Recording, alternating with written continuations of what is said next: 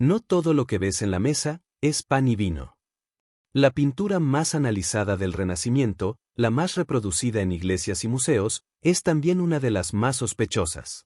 La Última Cena de Leonardo da Vinci, aparentemente un retrato solemne del momento en que Jesús anuncia que uno de sus discípulos lo traicionará, podría estar cargada de mensajes ocultos que no aparecen en ningún evangelio. Pero ¿quién se atrevería a esconder códigos, símbolos y pistas en una obra que sería vista por generaciones enteras? Pues Leonardo. Un hombre que vivió en una época donde el pincel podía ser más peligroso que la espada. Antes de continuar, suscríbete y quédate hasta el final, porque lo que descubrirás podría cambiar para siempre la forma en que ves esta pintura, y quizás incluso la historia que creías conocer. A simple vista, la obra es un banquete congelado en el tiempo, Jesús en el centro, 12 discípulos divididos en grupos de 3, gestos dramáticos, tensión en el aire. Pero los expertos en arte y simbología aseguran que Da Vinci no era el tipo de artista que dejaba algo al azar. Cada mano, cada plato, cada sombra podría tener un significado oculto. ¿Y si te dijera que uno de los apóstoles podría no ser un hombre, sino una mujer? María Magdalena. Esa es la teoría más polémica y repetida. La figura a la derecha de Jesús, supuestamente Juan, tiene rasgos delicados, cabello largo, una postura que contrasta con la masculinidad del resto. Algunos investigadores creen que Da Vinci insinuó la presencia de Magdalena para señalar un vínculo especial con Jesús, algo que la Iglesia medieval jamás habría permitido aceptar oficialmente. Y no es solo la figura.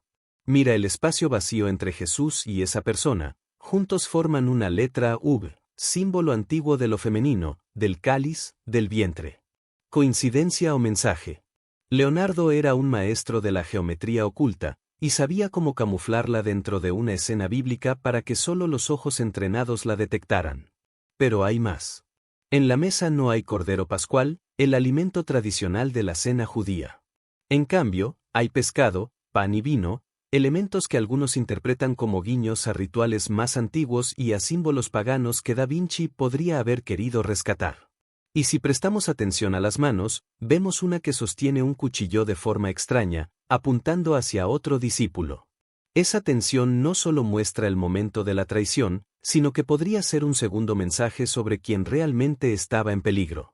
Los músicos también han metido mano en este misterio. En 2007, un músico italiano afirmó que, si tomas las posiciones de las manos y los panes sobre la mesa y las colocas en un pentagrama, se forma una partitura musical, que suena como un requiem. ¿Un himno de despedida escondido a plena vista? Leonardo sabía que vivía en una época donde la Inquisición podía destruir vidas por menos que eso. Por eso, si dejó mensajes secretos, tuvo que hacerlo de forma tan sutil que la Iglesia no pudiera acusarlo directamente, pero que los curiosos siglos después pudieran descifrar.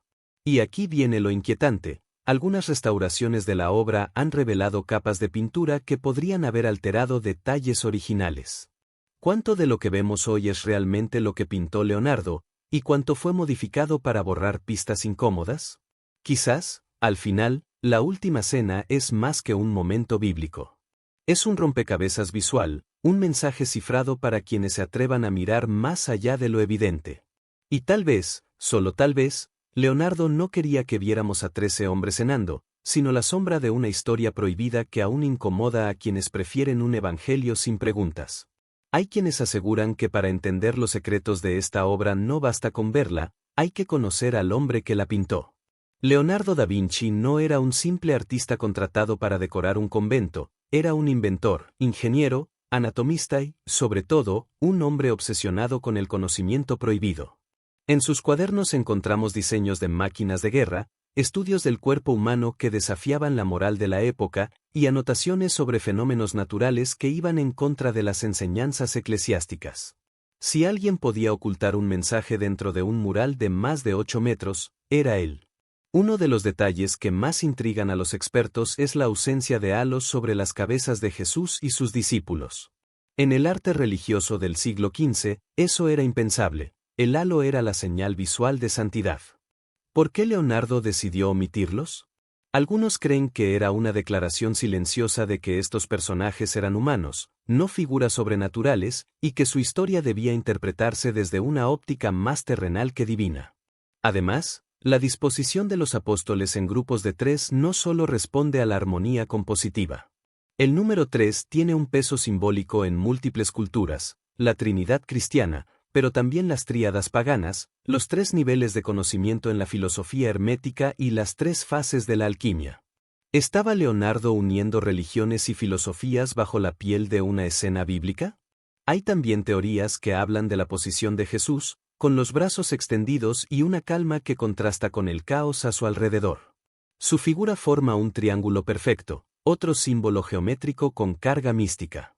Algunos investigadores lo asocian con la pirámide, representación de estabilidad y conexión entre el mundo terrenal y el divino. Pero el enigma no se queda en lo visible.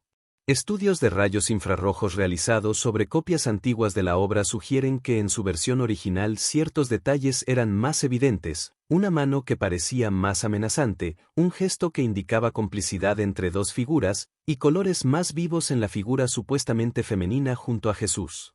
Si esto es cierto, entonces las restauraciones y el paso del tiempo no solo han desgastado la pintura, sino también borrado claves esenciales para descifrar su mensaje.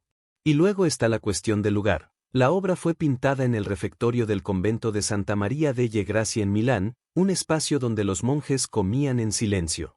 Día tras día, estos hombres se sentaban frente a una escena cargada de tensión, de traición, de misterio. Leonardo sabía que su mural sería observado durante décadas, quizás siglos, y que cualquier mensaje oculto tendría tiempo de sobra para ser descubierto, o para envenenar la mente de quien lo mirara demasiado. Algunos expertos en simbología masónica han ido más lejos, asegurando que ciertos gestos y posiciones en la obra coinciden con señales usadas en sociedades secretas. Esto ha alimentado la idea de que Leonardo no solo trabajaba para sus mecenas, sino que también respondía a un círculo oculto que le pedía dejar sus marcas en lugares estratégicos. Y si todo esto fuera cierto, la Última Cena no sería simplemente arte religioso, sino una bomba de tiempo visual. Una pieza diseñada para sobrevivir siglos y seguir lanzando preguntas incómodas mucho después de que su autor muriera.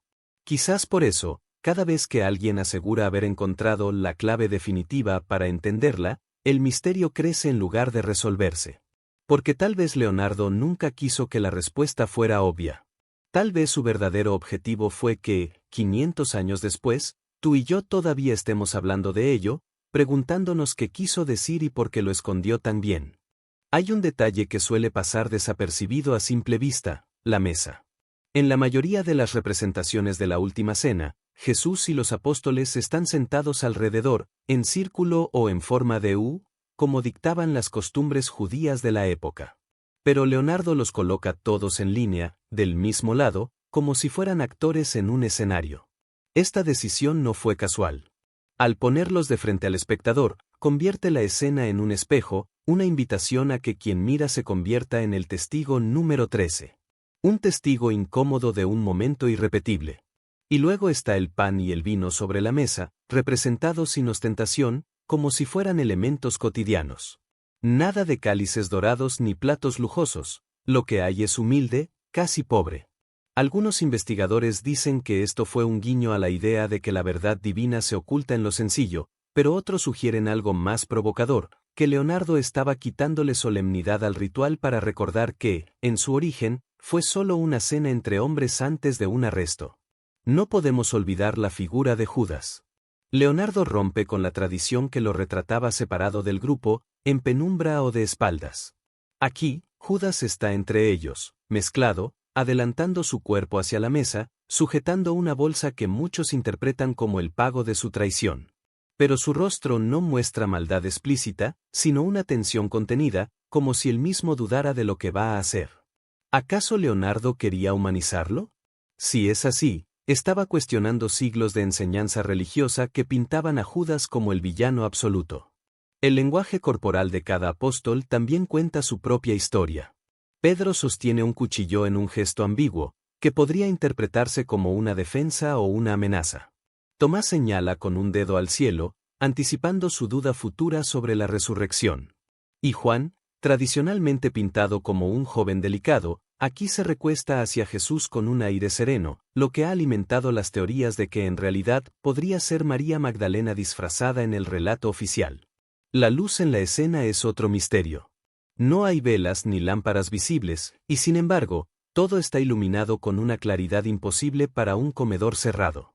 Esta iluminación sobrenatural crea un contraste entre la serenidad central de Jesús y el tumulto emocional de quienes le rodean. Algunos expertos en óptica han afirmado que la luz parece provenir de un punto exterior, como si Leonardo quisiera sugerir que hay algo, o alguien, fuera del cuadro que influye en lo que ocurre dentro. Tal vez nunca sepamos con certeza todo lo que Leonardo escondió en la última cena.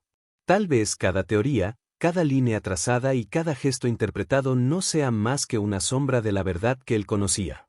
Pero lo cierto es que este cuadro no fue pintado solo para decorar un refectorio, fue concebido como una trampa para la mente, un desafío lanzado a generaciones futuras. Y lo más inquietante es que, mientras más creemos descubrir, más parece que la obra nos devuelve la mirada, como si nos preguntara, ¿de verdad crees que lo has entendido todo? Así, la última cena no es solo arte, es un espejo, y tal vez, en ese reflejo, el secreto más grande no esté en Jesús, ni en Judas, ni en María Magdalena, sino en nosotros mismos, en lo que decidimos ver y en lo que preferimos ignorar.